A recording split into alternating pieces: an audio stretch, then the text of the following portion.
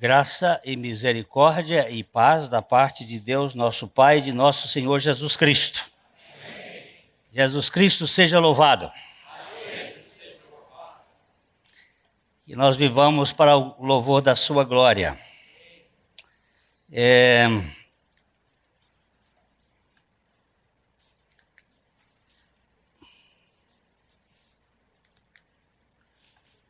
Tive muita dificuldade de ler o livro A Cabana. Levei mais de 6 meses com o livro na minha cabeceira. Pegava, lia um pedaço, guardava, tornava a pegar, lia outro pedaço, guardava.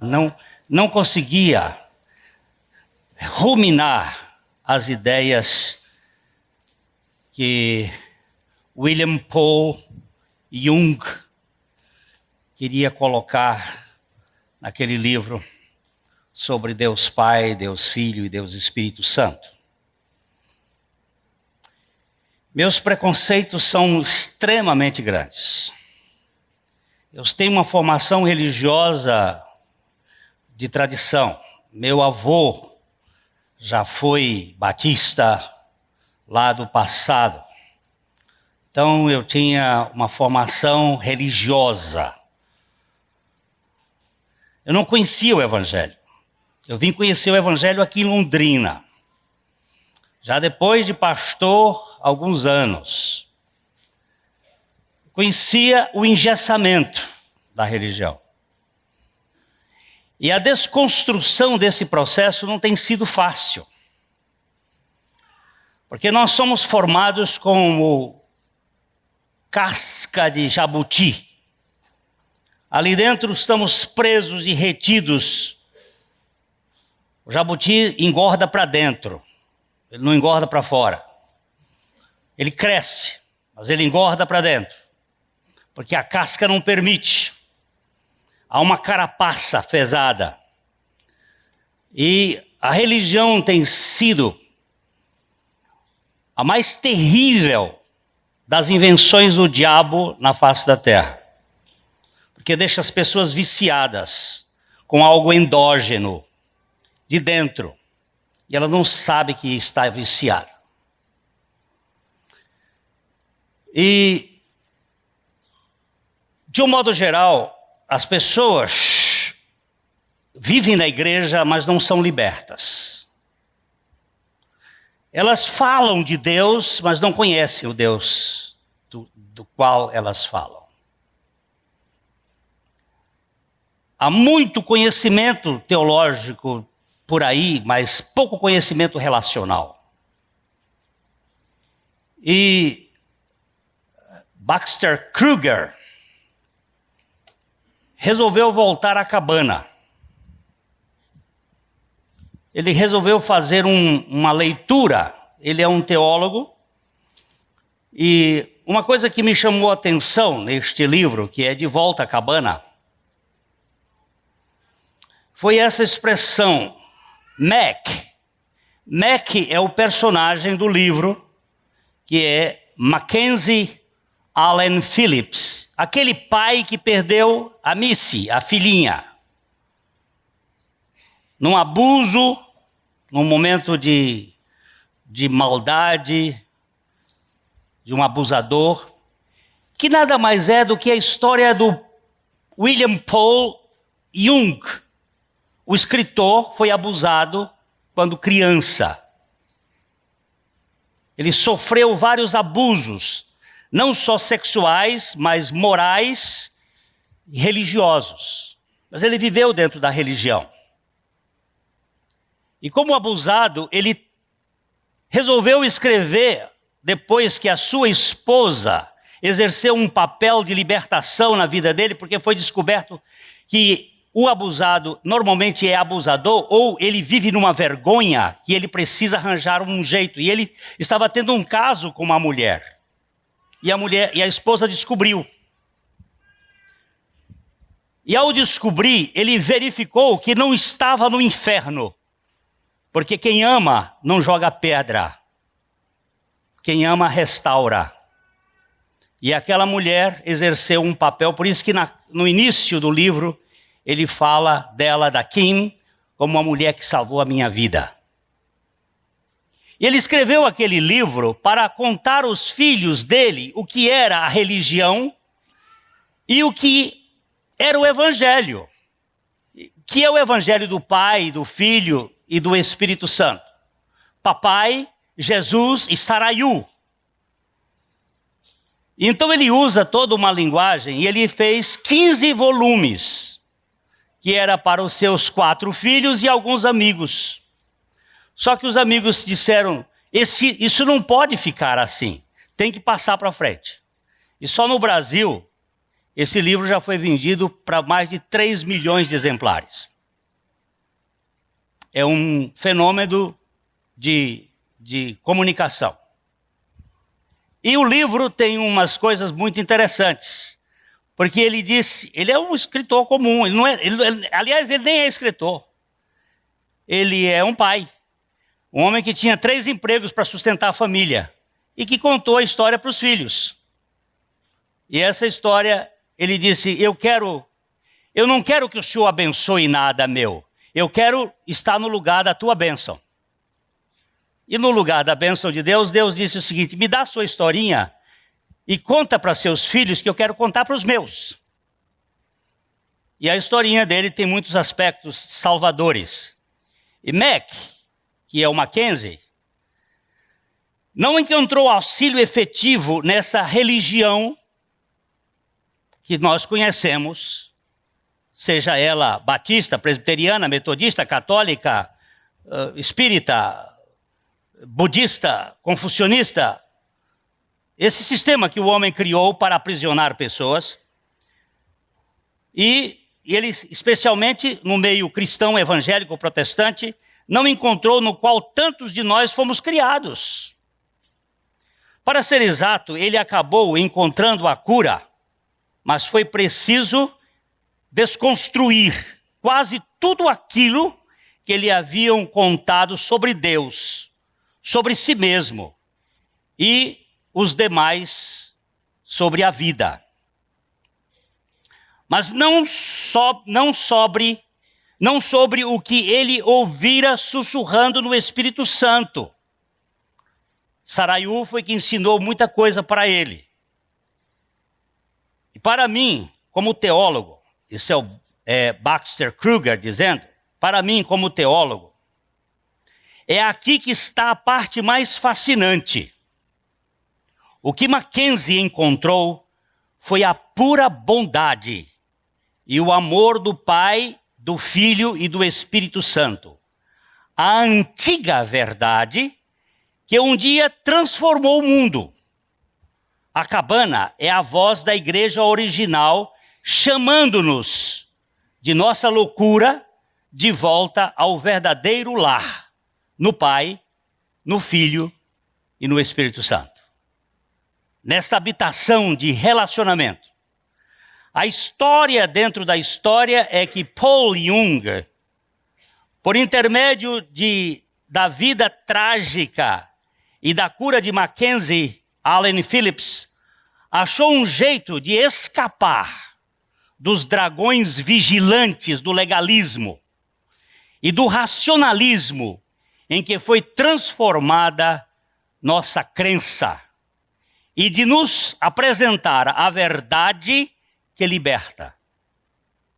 É verdade que a verdade é uma pessoa que partilha a vida e todas as coisas em seu amor voltado para o outro com seu Pai, na maravilhosa liberdade do Espírito Santo.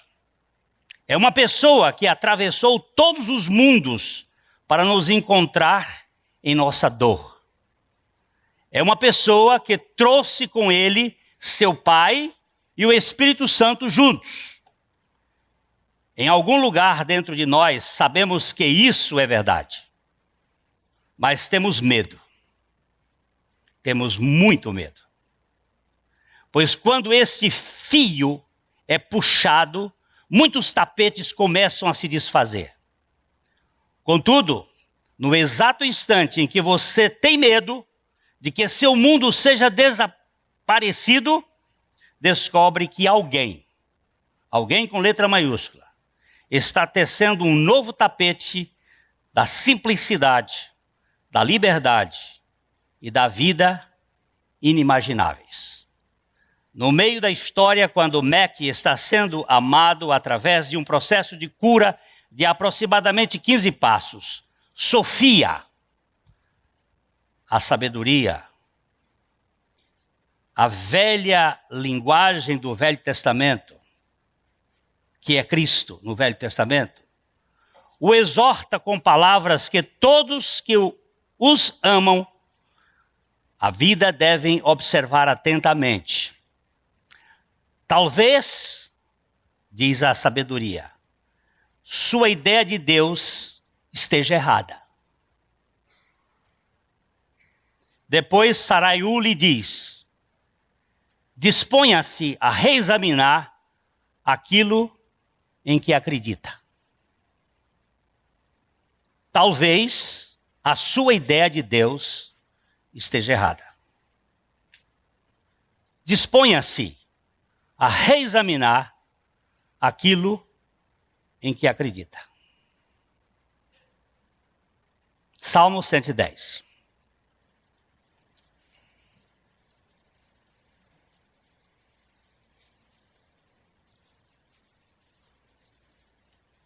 Salmo 110, 1. Nós estamos caminhando em cima deste salmo que precisamos reexaminar o Deus. Que Deus é o seu Deus? É o Deus de Jesus? Ou é o Deus da tradição das religiões? Qual é o Deus que você conhece?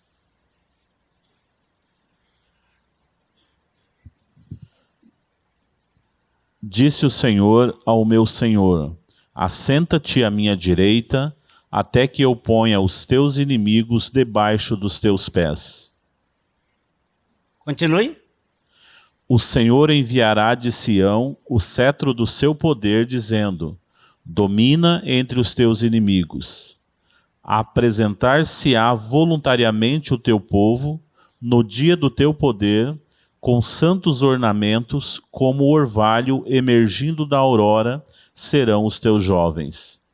O Senhor jurou e não se arrependerá. Tu és sacerdote para sempre, segundo a ordem de Melquisedeque. O Senhor, à tua direita, no dia da sua ira, esmagará os reis. Ele julga entre as nações, enche-as de cadáveres, esmagará cabeças por toda a terra. De caminho, bebe na torrente e passa de cabeça erguida. São 7 versículos.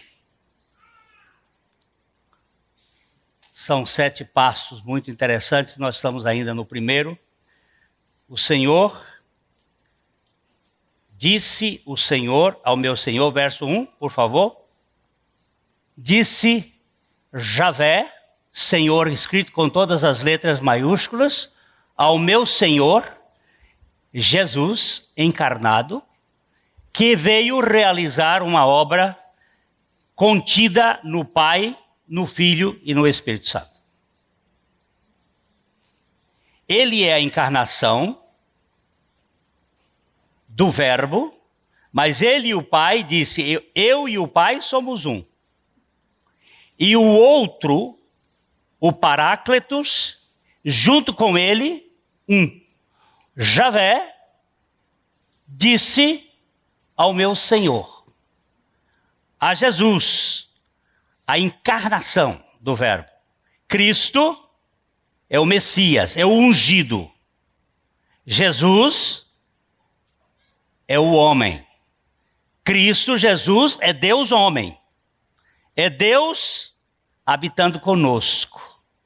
Para um dia, Deus habitar em nós. Conosco, Emanuel, Deus com, aqui na terra. Corpo e corpo não se entram, mas um dia o Espírito de Cristo vem habitar em nós. Então ele disse o Senhor ao meu Senhor, assenta-te à minha direita, até que eu ponha os teus inimigos debaixo dos teus pés. Nós já estivemos vendo primeira vez que estivemos abordando este assunto aqui, a questão da encarnação e de Cristo realizando uma obra e tendo completado esta obra.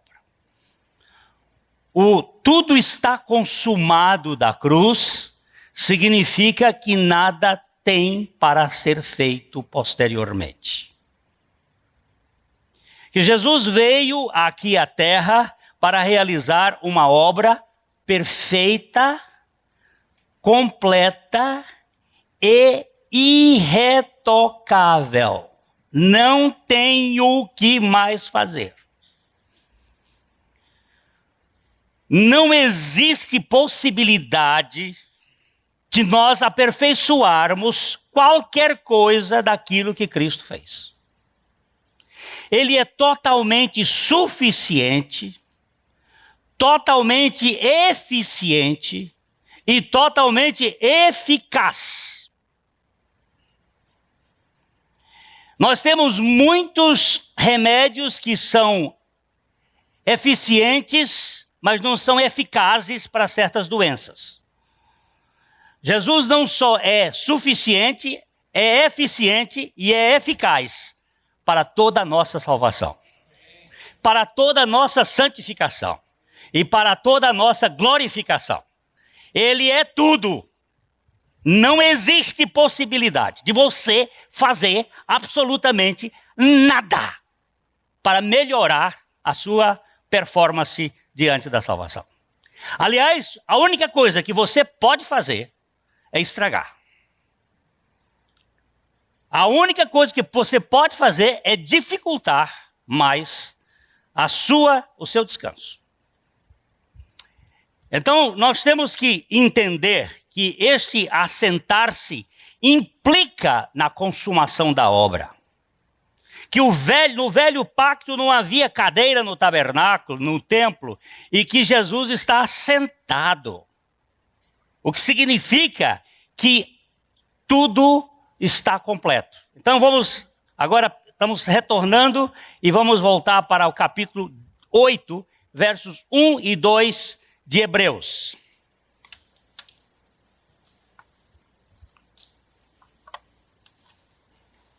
Hebreus 8, 1 e 2. Ora, o essencial das coisas que temos dito é que possuímos tal sumo sacerdote que se assentou à destra do trono da majestade nos céus, como ministro do santuário e do verdadeiro tabernáculo que o Senhor erigiu, não o homem. Vamos voltar aqui para o verso 1. Depois, o escritor de Hebreus. Quem foi o escritor de Hebreus? Quem foi o escritor de Hebreus? Um professor no seminário de Princeton. No século passado, perguntou a um aluno: quem foi o escritor de Hebreus? O aluno disse: professor, eu esqueci. Ele disse: lamentável, esse seu esquecimento, porque era a única pessoa que sabia. E o seu esquecimento deixou para a humanidade uma tragédia muito séria. Alguns acreditam que pode ter sido Apolo, outros que foi Paulo, outros acreditam até que tenha sido Priscila. E essa vertente encontra bases muito fortes, porque depois de escrever 13 capítulos, ele diz, tendo escrito resumidamente, só podia ser uma mulher. Mas depois de escrever 7 capítulos, o escritor diz, ora, o essencial. O que você me diz que é essencial? O que é uma coisa essencial? Não, o que é uma coisa essencial? é uma coisa sem a qual você não pode viver. Usa-se a expressão latina sine qua non. Sine qua non significa sem a qual não se pode viver. O essencial, disse o Zé Luiz aqui, água. Água é uma coisa essencial, sem a qual não podemos viver aqui na terra. Ar é essencial. O essencial das coisas que temos dito já até aqui é que possuímos um sumo sacerdote que está entre Deus e o homem. O sumo sacerdote é aquele que intermedia entre o homem e Deus, é o sumo pontífice, palavra hoje mal usada com relação ao Papa. O Papa não é sumo pontífice. O sumo pontífice é Jesus Cristo. Ele é a suprema ponte que nos liga a Deus. Porque a Bíblia diz que há um só Deus e um só mediador entre Deus e os homens, Jesus Cristo, homem. Então o essencial é que nós temos um sacerdote que se assentou à destra do trono da majestade dos céus. Por que ele se assentou?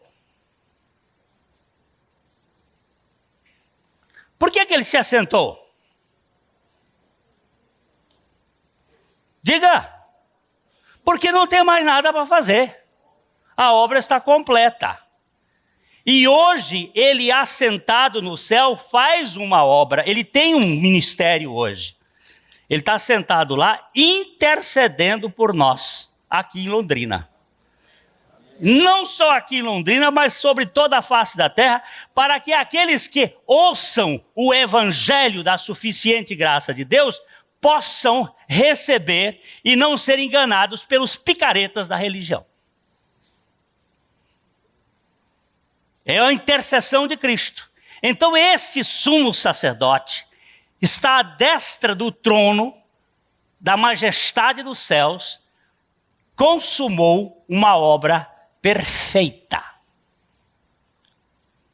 Quando eu ouço determinadas pessoas, eu hoje de manhã me referi que eu quase quebrei este dedo lá no encontro dos homens, porque eles estavam contando ali que havia um religioso, filho do diabo, com um saco de orações nas costas, subindo uma montanha, suado feito um jumento, subindo com aquele saco e uma câmera gravando, porque isso tem que mostrar para todo mundo, todo o Brasil, ele dizendo, eu estou aqui para pagar o sacrifício, para que você receba as bênçãos de Deus. Eu não aguentei com aquilo que ouvi, dei um soco na mesa, quase que me arrebentei, mas eu não quero perder a minha capacidade de me indignar contra estes roubadores do sacrifício de Jesus Cristo. Aquele sacrifício foi único, eterno, irrepetível e continua vigorando até a eternidade. Amém. Ele não pode ser repetido. Ele é um sacrifício perfeito. Você estiver debaixo da sua fé como o dom de Deus, você está seguro. Porque você não tem nem fé para crer nele. Olha, o essencial de tudo que nós temos falado é que temos um sumo sacerdote assentado à destra do trono de Deus. Você quer mais? Veja o verso 2, ele diz, como ministro do santuário e do verdadeiro tabernáculo que o Senhor erigiu e não o homem. Aquele tabernáculo de Moisés era provisório.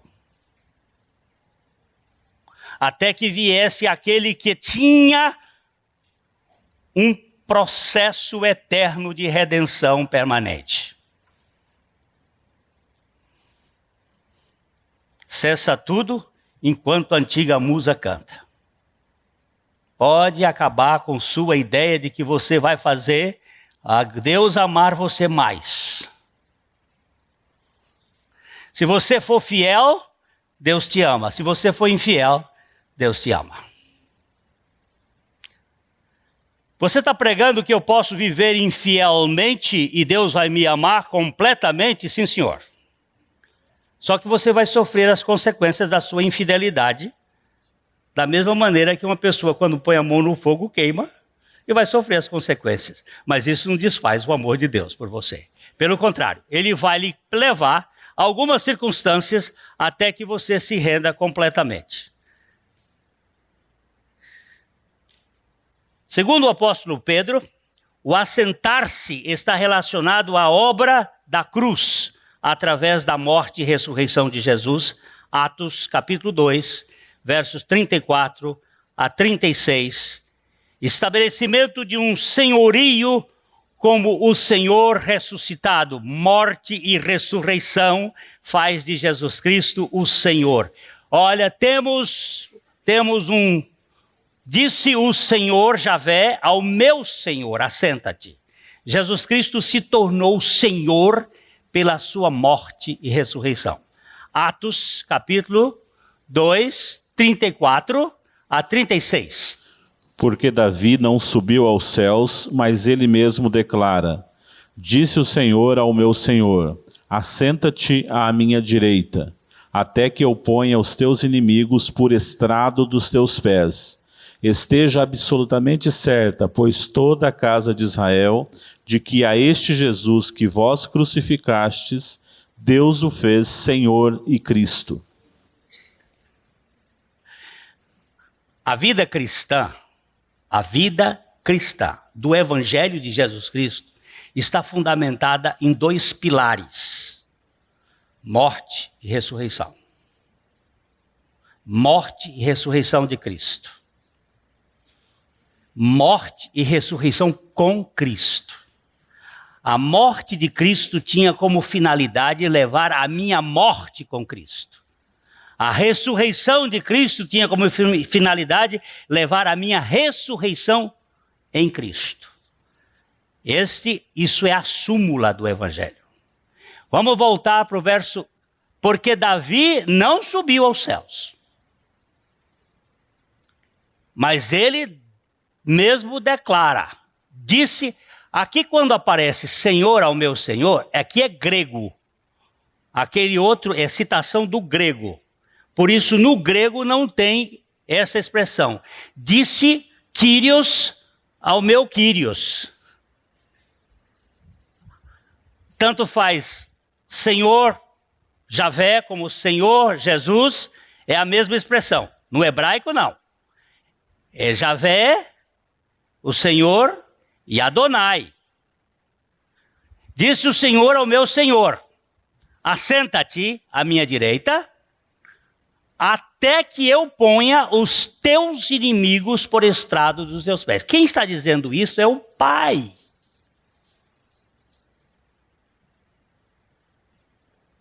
Assenta-te, meu filho, que os teus inimigos, quais são os inimigos de Cristo? O pecado, a morte, e mais o diabo. Os outros são os inimigos do homem. O mundo, a carne, o ego são os nossos inimigos. Os inimigos de Cristo, Ele já colocou debaixo dos seus pés, estão sendo vencidos. O último a ser destruído, vencido já foi, é a morte.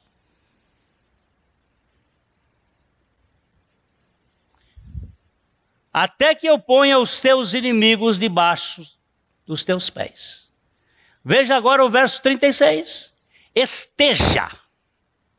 O quê? Absolutamente certa. Quem?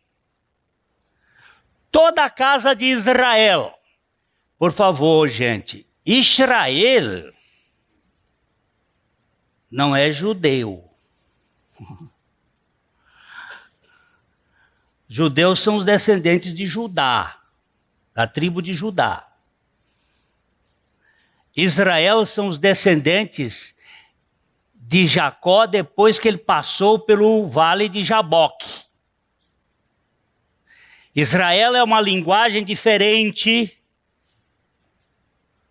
dentro da Bíblia no seu contexto geral. Hoje nós somos Israel de Deus. O Israel de Deus é aquele que vive pela fé como a teve Abraão.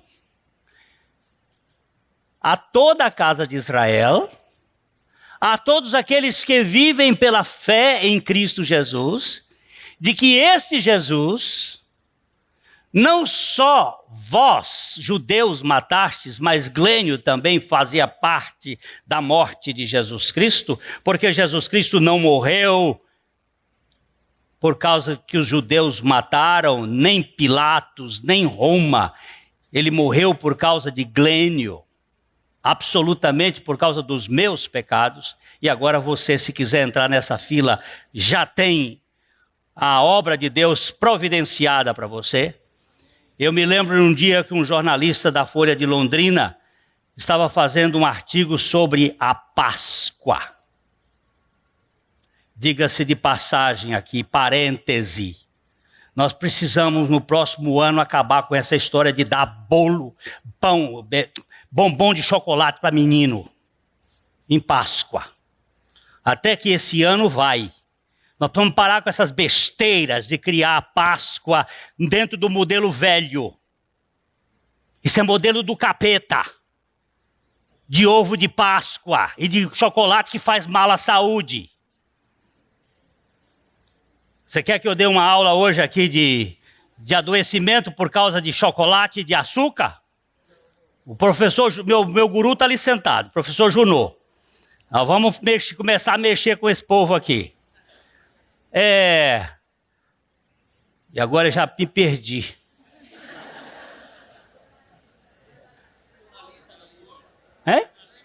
O jornalista da Folha de Londrina, chegando para mim, diz o seguinte: quem foi que matou Jesus?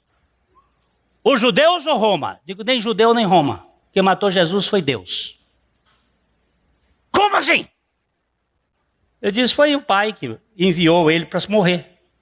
Aquela morte não era dele, aquela morte era sua e minha. Ele morreu uma morte que não era dele. Ele não tinha pecado. Você e eu é que somos os pecadores. Ele disse, eu nunca tinha ouvido falar nisso. Onde é que o senhor aprendeu isso? Eu digo, na Bíblia. Vamos ver. E fomos ali olhando. Isso está contado num dos livros que eu escrevi. Esteja absolutamente certa, toda a casa de Israel, que esse Jesus que vós crucificastes, Deus Pai, o fez Senhor e Cristo. Esse é o Messias. Vamos voltar aqui a um conhecimento básico. Cristo é o Deus antes da encarnação. É o Filho.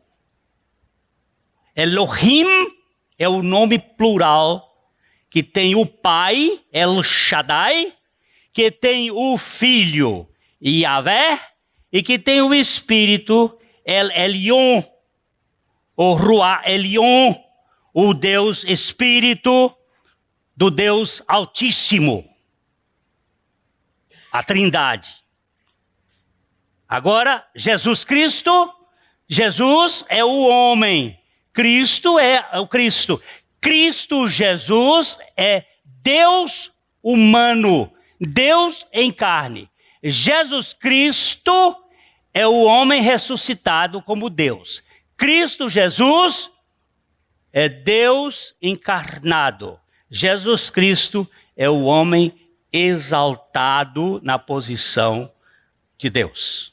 Lá nos céus, no terceiro céu, no céu dos céus, nós não temos mais na Trindade uma figura sem carne e osso.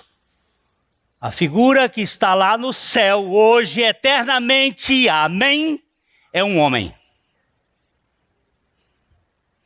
O segundo elemento da Trindade, eterno, é um homem de carne e osso, sem sangue. Jesus Cristo, o Senhor, realizou uma obra completa. E eu agora posso descansar nessa obra feita por Ele. Eu dei graças a Deus quando eu cheguei ali na nossa livraria, que vi os 6 livros do Macintosh. Estou esperando que vocês agora... Já encontrei um irmão dizendo assim, estou lendo os livros do Macintosh. Que coisa maravilhosa. Fazer um curso de teologia. São 6 volumes. C.H. Macintosh. Ele nasceu em 1820 e morreu em 1898. Portanto, um menino. Escreveu vários livros, e estes 6 livros do Velho Testamento, do Pentateuco, Penta é 5, mas ele escreveu 6, porque Deuteronômio ele escreveu 2 volumes. Está aí. Quem quiser conhecer Jesus no Velho Testamento, leia Macintosh. Leva 3 anos lendo, devagarzinho. Faça um curso de teologia em casa, sem precisar pagar mensalidade. Depois que você estudar Macintosh, você está formado em teologia do Velho Testamento. E aí o professor fica sem serviço. Mas ele vai lhe ajudar a fazer a análise. Nós temos esse sumo sacerdote, que é Cristo Jesus, que realizou uma obra perfeita, que agora está sentado e que não deixa para você nada para fazer. Ele fez tudo. Dá para descansar. Ok. Somente no Filho, o Filho de Deus, em toda a história da redenção, é dito de modo muito claro, assenta-te à direita. A sua obra encontra-se completa, perfeita, e não pode ser retocada. Hebreus 1:13. Olha, nunca disse para anjo, nem para querubim, nem para serafim, nem para arcanjo, não disse para só para o Filho. Só para o Filho. Hebreus 1:13. Ora, a qual dos anjos jamais disse, assenta-te à minha direita, até que eu ponha os teus inimigos por estrado dos teus pés? Qual foi o anjo que ele foi dito isso? Por que ele não disse isso para Miguel? E não disse isso para Gabriel? E não disse isso para os serafins, para os querubins? E nem disse isso para Lúcifer. Apesar de Lúcifer ter sido o anjo mais lindo que já passou pelos páramos celestiais. Ele foi chamado de sinete da perfeição. Se você pensa que Lúcifer é feio, essas histórias são da Idade Média, para fazer medo a neném, às criancinhas. Diabo de chifre? Pode quem ter chifre é outra pessoa, diabo não. Pode ficar certo que ele é lindésimo. Ele anda no meio das pedras afogueadas. Vocês vão fazer estudos sobre pedras. Um dia nós vamos ver sobre os cristais de rocha. Nós vamos estudar sobre os cristais e as pedras dos poderes carismáticos. Os poderes telúricos. Para vocês entenderem que isso tudo faz parte da obra luciferiana. Quando você viu um cara abraçando a árvore e buscando força telúrica, pode saber que o outro está ali por perto. Porque está negando o sacrifício de Jesus Cristo. Isso impressiona, as pessoas ficam todas impressionadas. Mas a vida de fé não é vida de impressão, é vida de confiança na suficiência dele. Viu? Assenta-te. Qual foi o anjo que ele mandou assentar-se? Assenta-te à minha direita, até que eu ponha todos os inimigos por estrado dos teus pés? A qual deles ele disse?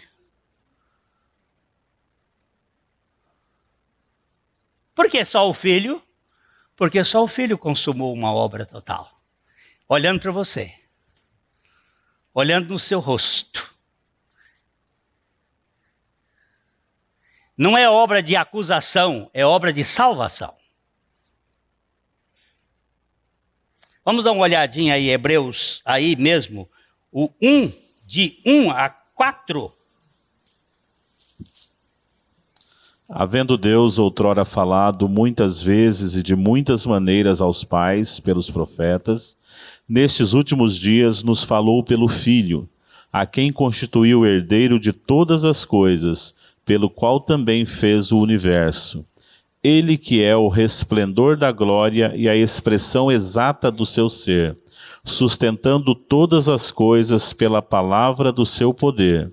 Depois de ter feito a purificação dos pecados, assentou-se à direita da majestade nas alturas, tendo se tornado tão superior aos anjos, quanto herdou mais excelente nome do que eles. Eita texto. Vamos voltar lá para o primeiro? Havendo Deus, outrora, falado, muitas vezes, e de muitas maneiras, aos pais, pelos profetas. Ele falou muitas vezes. Ele falou de muitas maneiras. Ele falou através dos profetas. Ele falou extensivamente. Nestes últimos dias, nos falou pelo Filho. Qual é a linguagem final da Bíblia? Qual é a linguagem que põe ponto e pronto? Qual é a linguagem? O Filho. A linguagem de Deus, ele teve vários tipos de linguagem. A natureza fala de Deus, os céus proclamam a glória de Deus, o firmamento anuncia as obras das suas mãos. Isso é uma linguagem de Deus. O universo, o zoodíaco fala de Deus. Nós olhamos para a terra, olhamos para a criação, está falando de Deus. Deus falou pelos profetas, anunciou pelos profetas.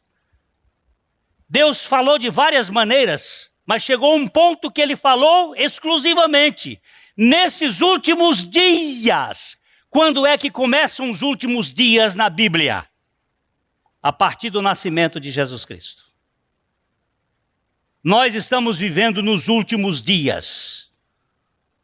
Os últimos dias começam a partir da vinda de Jesus Cristo nesse mundo. Nesses últimos dias nos falou pelo Filho, a quem constituiu o herdeiro de todas as coisas. Quem é o herdeiro? Hein? É Jesus Cristo. E você é o quê? Co-herdeiro com ele. Ou seja, tudo que é dele é seu. Co-herdeiro com ele, pelo qual também ele fez o universo. Ele está dizendo que o herdeiro é o que fez o universo.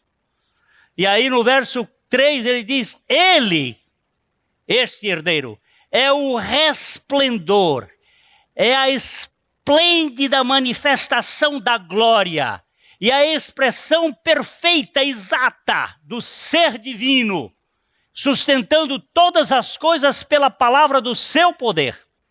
Agora preste bem atenção. Depois de ter feito de uma vez para sempre a purificação dos pecados, assentou-se à direita da majestade nas alturas. Só pode se assentar quem terminou a obra. Ele está sentado à direita do Pai, na majestade. Por que ele está sentado? Porque ele realizou uma tão grande salvação.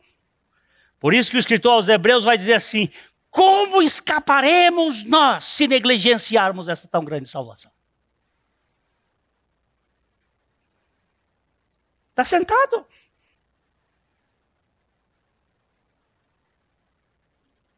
Ele não está agoniado. Não está aflito. Já realizou. E aí o verso 4 diz: tendo se tornado tão superior aos anjos. Lembre-se que esta carta, a carta aos Hebreus, fala da superioridade de Jesus. Superior aos anjos, superior a Moisés, superior à ordem de Melquisedeque, ao próprio Melquisedeque, superior a todas as coisas. Ele é superior. Ele está acima de todos. Por isso que Deus lhe deu um nome que está acima de todo nome, para que ao nome de Jesus se dobre todo o joelho, nos céus, na terra e debaixo da terra, e toda língua confesse que Jesus Cristo é o Senhor, para a glória de Deus Pai.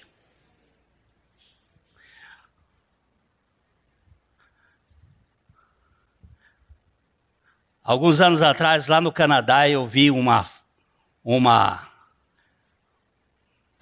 essas coisas de carro, como é que se chama? Esses colantes de carro, adesivo, que dizia assim, era todos esses adesivos que apareceram na mesma época, lá pelos anos 90 no mundo, eles tinham assim: Buddha is Lord.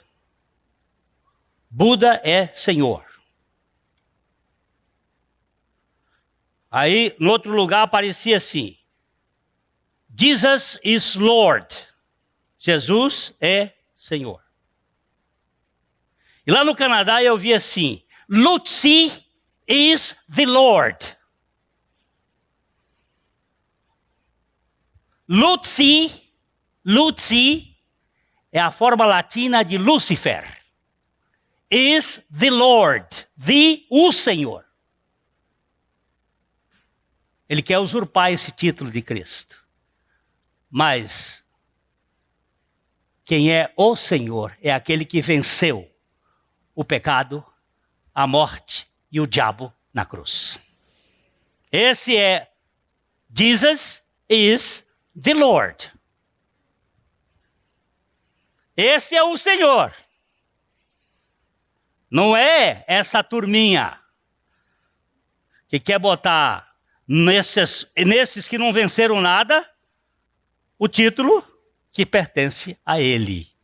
Então a ele está acima, excelente. Um nome acima de todo nome. Mais excelente nome do que eles. Não tem um outro nome que o nome de Jesus. Temos muitas histórias.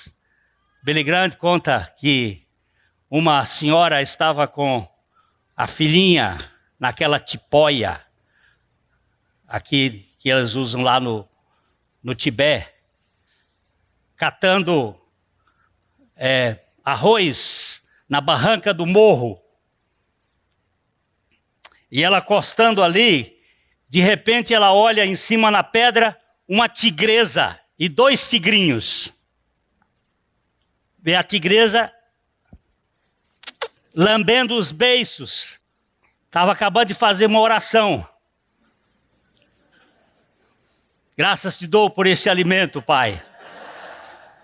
Ela olhou para a mulher, e a mulher olhou para a tigresa que estava ali, a uns 10 metros dela, com os 2 filhotes, e ela não tinha o que fazer.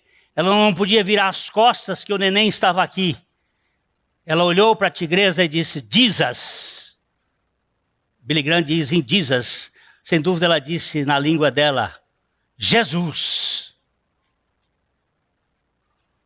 E a tigresa virou-se e entrou na mata. Você diz coincidência? Coincidência é para o estúpido, para o incrédulo.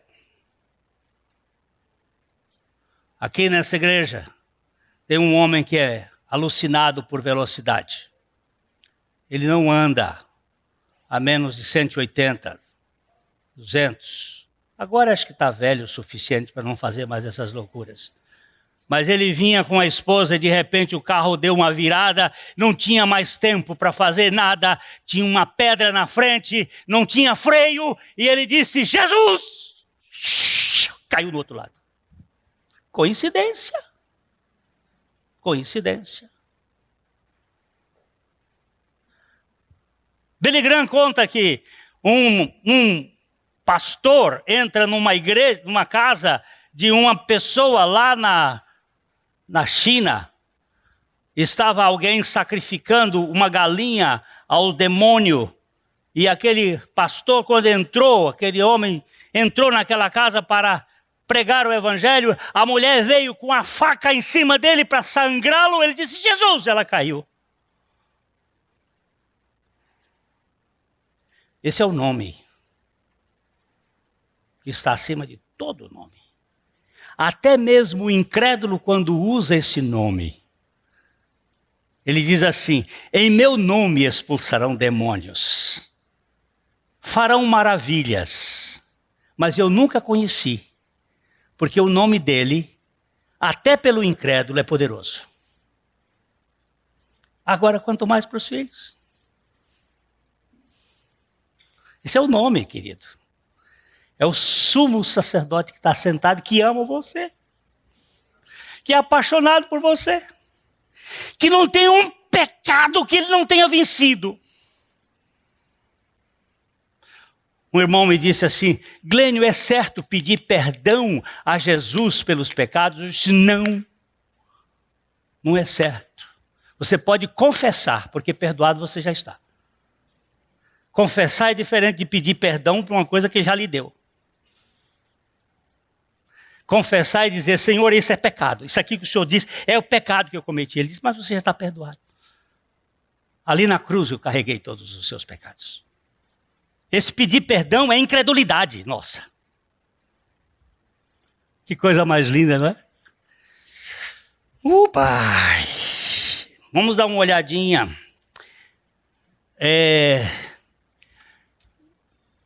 Ele assentou-se porque realizou uma obra. Depois os eleitos de Cristo, isto é, eleitos nele, uma vez que ele é o único eleito desde a fundação do mundo, tendo pela graça nele crido, todos esses também foram atraídos a ele, incluídos no seu sacrifício. Por isso, todos os eleitos também encontram-se assentados nos lugares celestiais em Cristo Jesus. Vamos ler Efésios capítulo 2, versos 4 a 7. Eu acabo hoje, gente. Esse primeiro versículo.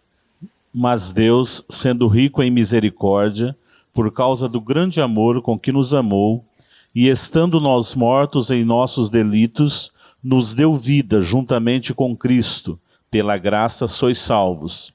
E juntamente com ele nos ressuscitou e nos fez assentar nos lugares celestiais em Cristo Jesus, para mostrar nos séculos vindouros a suprema riqueza da sua graça em bondade para conosco em Cristo Jesus. Presta atenção.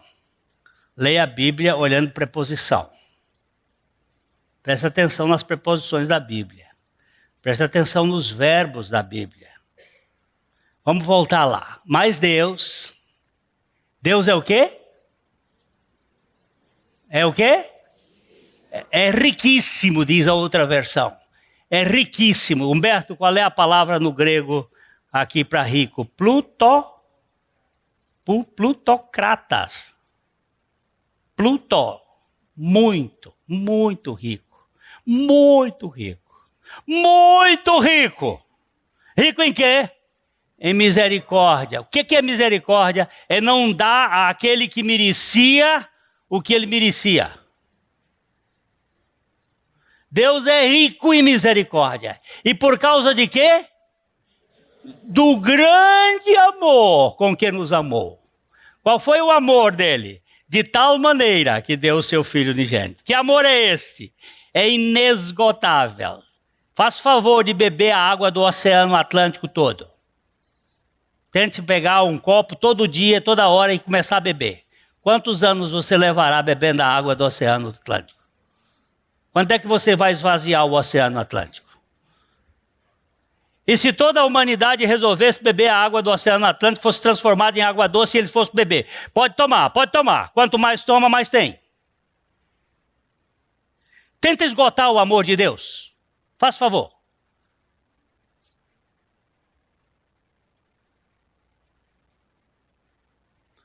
Esse grande amor com que nos amou. E estando nós mortos nos nossos delitos, na nossa delinquência, nos nossos pecados, Ele nos deu vida juntamente com. Olha bem atenção à expressão. Com Cristo. Eu fui crucificado com Cristo. Eu ganhei vida juntamente com Cristo. Pela graça sois salvos. Não entrou mérito. E juntamente com Ele nos ressuscitou e nos fez assentar nos lugares celestiais em. Dá para ver? Em.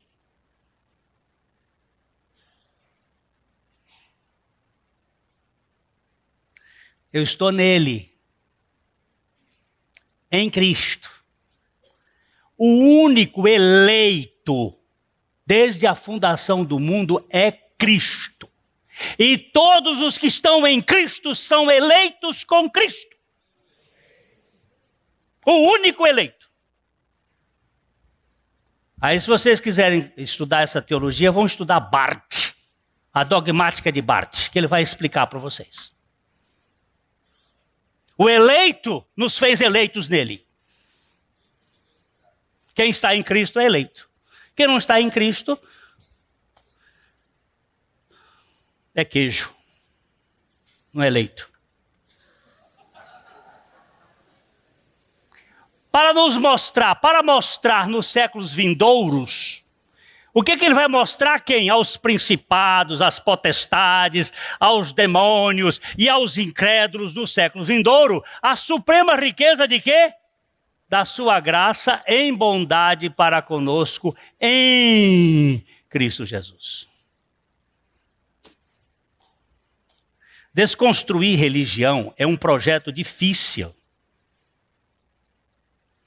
Desconstruir essa mentalidade de executivos da fé é muito difícil. Praza aos céus que o Espírito de Deus traga luz para que estes cascas de jabuti ganhem a dimensão da libertação em Cristo e vivam pela suprema suficiência de Jesus Cristo. E se essa igreja tivesse fé, era um arrompante de aleluia aqui, mas é uma turma de frouxo. Uma turma de incrédulos que não sabe nem o que é, nem o que é a suficiência de Cristo. Tudo que o Pai tem para os seus eleitos está no eleito que foi consumado lá na cruz. A obra de Cristo completa e final. Nada se pode acrescentar ou subtrair. Ele é tudo em todos, nele reside todo o nosso descanso, assentados nele. Onde é que você está, criatura? Pronto. Você diz assim, não, eu estou aqui na primeira igreja sentado num banco. Esse é o seu estado aqui, mas o seu estado de fé é assentado nos lugares celestiais em Cristo Jesus. Ah, mas esquentou agora. Conclusão. Aquele que está sentado à direita do trono já realizou uma única. Depois nós vamos estudar isso mais detalhadamente. Única, perfeita, acabada e eterna obra de redenção. Única. Um único sacrifício. Perfeito. Não tem retoques. Acabada. Completa. E eterna. Nada mais precisa ser feito. Por quem quer que seja. Pois esse sacrifício cobre o preço de todos os pecados, em todos os tempos, na vida de todos os que creem. Tem gente que, eu tenho que desfazer essa obra do diabo. Já foi desfeita. Está desfeita. Agora é fé, é crer. Lembrando que a fé é dom de Deus. A fé é um presente que Ele deu para você. Você nasceu incrédulo. Você nasceu ignorante, analfabeto, desdentado, estúpido, caótico, mentiroso, filho do diabo, mas Ele, pelo seu grande amor, lhe deu fé para crer nele. As outras coisas você aprende na escola. Mas fé, só dom de Deus. Isso fere, eu sei que tem gente aqui zangado. Mas não me importa que você zangue. Eu estou dizendo aqui, a porta desta igreja está aberta. Nós não vamos fazer negócio com pessoas com humanismo, de ficar alisando gente, não. Viu? Eu não gostei do que você disse. Você não gostou? Vai pastar no outro pasto. Aqui pasta quem pasta na Bíblia. E nós não queremos fazer negócio com pessoas. E nem fazer abuso de gente. Ou você é liberto, ou você vai ficar no cabresto. Eu tenho gente zangada comigo porque eu mudei o tom da pregação. Se o senhor era mais suave, daqui para frente vai piorar. Eu quero dizer para vocês que na suficiência de Cristo nós não vamos negociar nenhum passo. Olha, não há fé inata nos descendentes de Adão. Não há fé inata. Tantos que creem na esperança da sua vinda, bem como os que creem creram e creem a partir da sua vinda, porque no Velho Testamento as pessoas tinham esperança no Messias que havia de vir, eles andavam na esperança. Nós andamos na fé do que já aconteceu. Tanto aqueles que andaram pela esperança na fé que havia de vir, porque a fé veio por Cristo, quanto aqueles que estão crendo hoje, é pela graça em Cristo Jesus. É pela graça. Para quem não tem condições, dou graças a Deus pelo Evangelho de Jesus Cristo. E não tem esse negócio, eu tenho mérito. Mérito vai ter você nas suas academias, na maçonaria, em qualquer lugar. Aqui não. Aqui é o indigno, é o mendigo, é o falido, é o fracassado, que foi aceito pela suficiência de Jesus Cristo. Vamos parar com essa história. Vamos parar com essa história. Eu estou vendo aqui uma gente com a cara enroscada, enrosque mesmo. Porque Jesus Cristo veio para tirar o peso. E eu não tenho medo de cara feia não, porque eu vejo no espelho todo dia. Eu já vi um levantando a mão ali para querer falar alguma coisa e vai ficar quieto.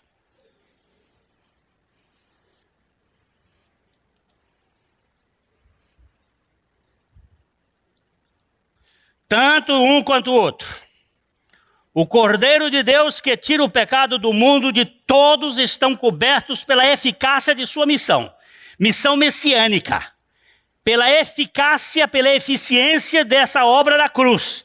E pela suficiência da sua graça manifestada pessoalmente naquele que crê. E aleluia e amém.